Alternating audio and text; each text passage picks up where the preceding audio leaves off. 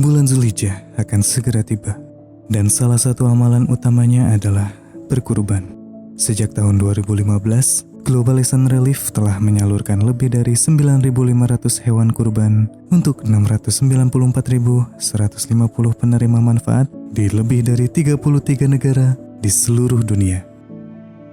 Pada tahun ini, kami menargetkan 37 negara sebagai penerima manfaat untuk program Ihsan Kurban, terutama untuk kem-kem pengungsian ataupun daerah-daerah yang terjadi konflik. Salurkan kurban terbaik Anda untuk mereka yang membutuhkan.